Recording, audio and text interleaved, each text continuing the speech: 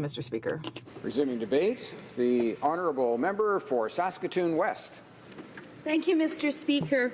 I rise today in support of Bill C-241, sponsored by my colleague from Saskatoon Grasswood. This bill will amend the Excise Tax Act to allow for 100% rebate on GST for school authorities. I would also like to take this opportunity, Mr. Speaker, to thank Alex Adamanenko, the former MP for British Columbia's Southern Interior, for his work on this bill's precursor, Bill C-259, in the 41st Parliament. I'm very pleased to see this bill come back in this Parliament, Mr. Speaker, and of course also proud to support a fellow member from the Saskatoon area. Mr. Speaker, this bill is about fairness. School authorities operate under provincial jurisdiction, and are funded by provincial governments. Why should one level of government be taxing another level of government? At present, school authorities receive 68% GST rebate, which means that they pay 32% of the GST on everything that they buy. In Saskatchewan alone, that works out to be approximately $8 million that could be spent in classrooms.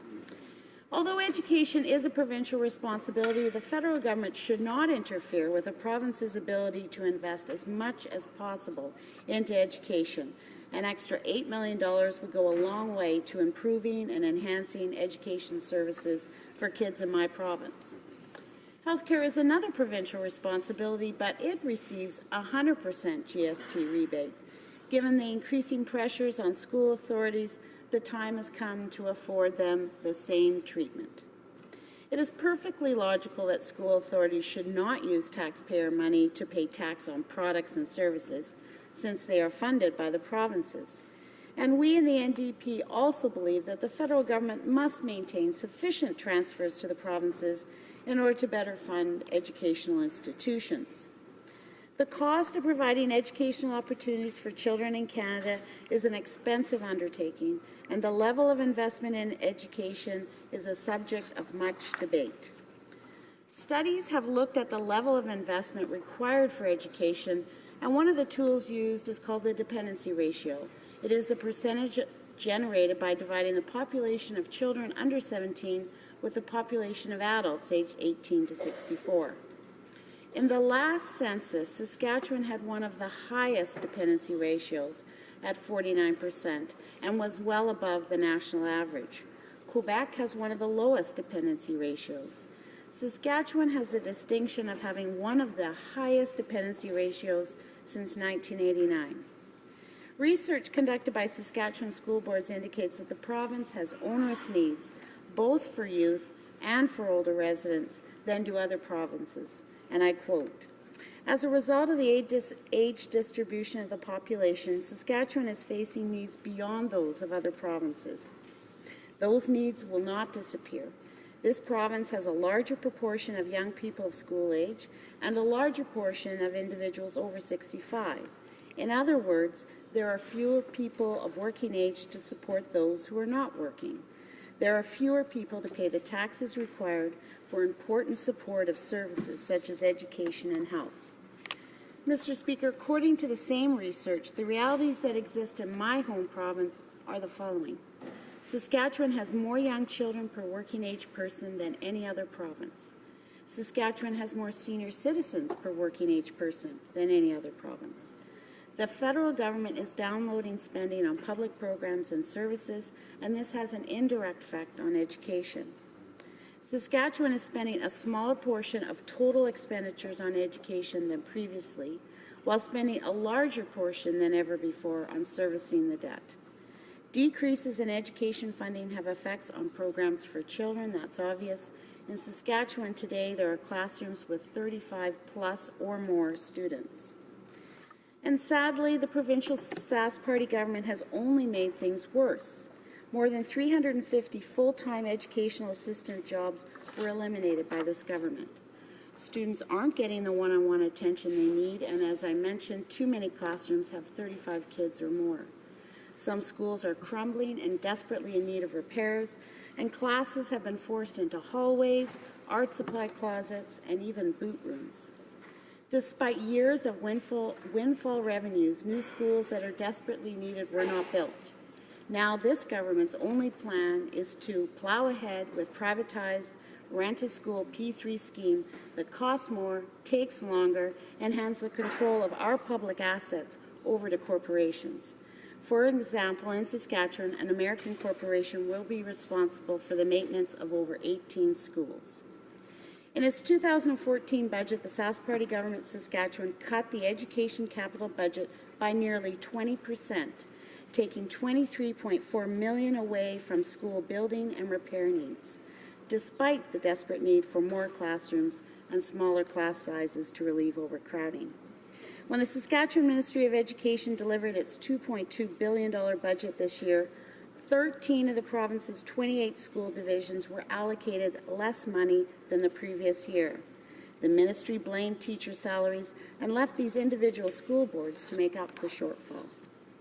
Charles Smith, an assistant professor with the Department of Political Science at the University of Saskatchewan, said the government had effectively shifted its financial obligations onto school divisions, and I quote, "They're basically asking that institutions, school divisions, do the cuts that they don't want to do themselves. The school boards are left holding the shortfall that they had no hand in negotiating." It's very clear, Mr. Speaker, that school authorities in Saskatchewan, and I'm sure elsewhere, are facing huge challenges, and an injection of funds via 100% GST rebate would provide much-needed boost for school authorities and the communities they serve.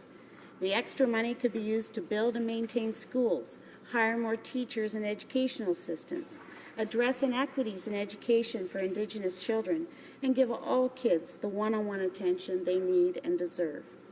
But how can we be sure that these extra revenues will be used for education? This year, the Saskatchewan government retained the GST refund to the health region, which was normally used as part of their operating revenue. This adds insult to injury and puts an even more onerous burden on local health authorities.